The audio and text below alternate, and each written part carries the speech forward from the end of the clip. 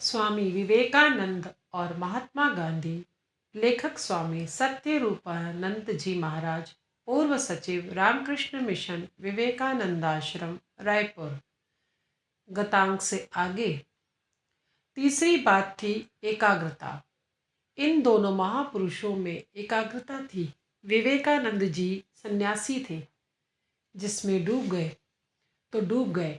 एक बार जो पुस्तक उन्होंने पढ़ना शुरू किया तो आसपास क्या हो रहा है उस ओर उनका ध्यान नहीं जाता था। वे उसमें डूब जाते थे। ऐसी अखंड एकाग्रता उनको बचपन से प्राप्त थी। गांधी जी स्वतंत्रता संग्राम सेवक थे। जब वे जेल में थे तो उनके अन्य कई साथी भी थे। गांधी जी ने उन लोगों से कहा कि अपना समय गीता पढ़ने के सत्कर्म में लगाओ। वे लोग इतने समर्थ नहीं थे, पढ़ने की कोशिश करें पर उनका मन न लगे। गांधी जी बड़ी एकाग्रता से गीता पढ़ते थे। दूसरी पुस्तकें जिसमें उनकी रुचि थी उसे पूर्ण एकाग्रता से पढ़ते थे। उनको तब यह ध्यान नहीं रहता था कि वे जेल में हैं। भोजन और अन्य सुविधाओं पर उनका ध्यान नहीं जाता था। इस प्रकार वे संसार को भूलकर स्वतंत्रता संग्राम सेवक का काम करते थे।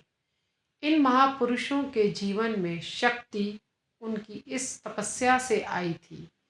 उस तपस्या का सरल नाम आत्मसंयम और इंद्रिय निग्रह है। हम भले ही उन लोगों की नकल न करें, न गांधी और विवेकानंद बनने का प्रयास करें, किंतु उनके जीवन से जो शिक्षा मिली, जिससे उन लोगों ने महान शक्ति प्राप्त की, वह शक्ति हम सब में है। उसको जागृत करने के लिए हम में से प्रत्येक के पास अलग अलग उपाय हैं, पर एक चीज़ सामान्य है और वह है इंद्रिय निग्रह का अभ्यास, आत्मसंयम का अभ्यास। इसमें हमारे सारे अंग आते हैं। इंद्रिय निग्रह एक दिन में नहीं होता। हम जब तक जीवित रहेंगे तब तक हमारी इंद्रियां हमें विवश करने का प्रयास करेंगी। हमें सावधान रहना होगा। जैसे एक बहुत अच्छा तांगा चलाने वाला घोड़े को लगाम लगाकर रखता है और उसे जहाँ जाना होता है सही रास्ते पे ले जाता है। घुड़सवार लगाम से बड़े घोड़े को वश में कर लेते हैं। उसी प्रकार अपनी इंद्रियों को वश में रखने का प्रयास करना होगा।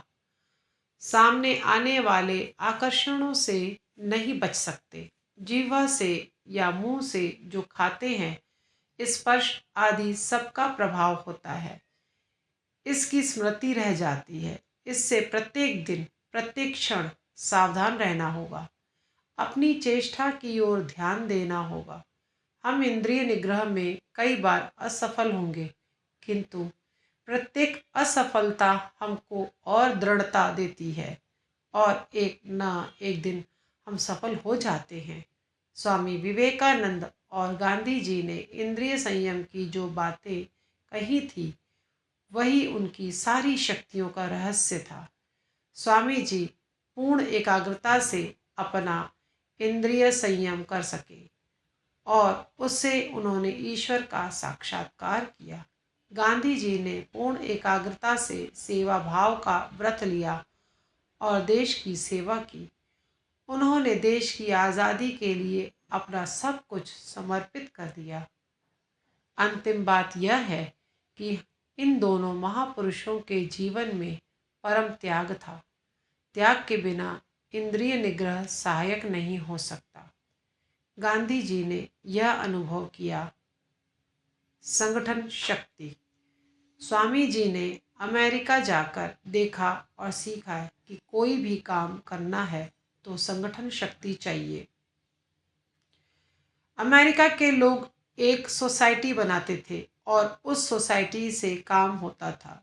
स्वामी जी बड़े प्रभावित हुए। उन्होंने निश्चय किया कि गुरु के आदेश अनुसार यदि भारत देश का विकास करना है, इस देश को आध्यात्मिक दृष्टि से ऊंचा उठाना है, तो मुझे लोगों को मिलाकर एक संगठन बनाना पड़ेगा।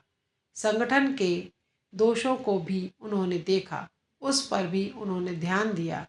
उन्होंने एक नियमावली अपने शिष्य और गुरु भाइयों के कहने से बनाई, जिसमें इन सब बातों का संकेत और उदाहरण है। स्वामी विवेकानंद जी ने एक संगठन बनाया, रामकृष्ण मिशन। रामकृष्ण मठ का प्रारंभ तो उनके गुरु ने इन लोगों को लेकर किया था। विवेकानंद से कहा था, इन लोगों को घर मत जाने देना, इनको यहीं रहने देना। स्वामी जी जब अमेरिका से लौटकर आए, अपने गुरु भाइयों को बुलाकर कहा कि गुरुदेव के विचारों को संचालित करने के लिए एक संगठन की आवश्यकता है। उन्होंने संस्था बनाई जिसका नाम रामकृष्ण मिशन है। विवेकानंद ने उसका नाम विवेकानंद मिशन नहीं रखा, वेदांत मिशन नहीं रखा, अपने गुरु के नाम से रखा। स्वामी विवेकानंद संगठन बनाने के बाद उससे एक कदम अलग हो गए। स्वामी ब्रह्मानंद को अध्यक्ष बना दिया, दूसरे गुरु भाइयों को उसका सदस्य बनाया। स्वयं उसमें कुछ नहीं थे, ना तो सदस्य थे और ना अध्यक्ष। मेरा काम अब पूर्ण हो गया, इसे अब तुम लोग आगे बढ़ाओ। मेरे गुरु भाई, अब तुम इस मठ के संचालक हो। यदि तुम मुझे जीवन भर कहो कि तुम मठ की नालियां साफ करो, तो वह भी मैं कर सकता हूँ। ऐसा त्याग विश्व प्रसिद्ध विवेकानंद का था। सारा संसार उनके चरणों में झुकता था। स्वामी जी इतने निरअहंकारी थे कि विदेश से आने के बाद एक धोती और टोपी पहने बेलूड़ बाजार से 2 पैसे का चना हाथ में लेकर खाते हुए आ रहे थे। इतना सादा जीवन था उनका। गांधी जी और विवेकानंद जी के शक्ति का स्रोत था ईश्वर पर विश्वास, इंद्रिय संयम, त्याग, तपस्या और संगठन शक्ति। जिसके जीवन में ये तत्व होंगे, उसमें सेवा भावना अपने आप आ जाएगी। इन दोनों महापुरुषों के जीवन से यही हमको सीखना है और अपनी शक्ति के अनुसार प्रयास करना है। जय श्री राम कृष्ण।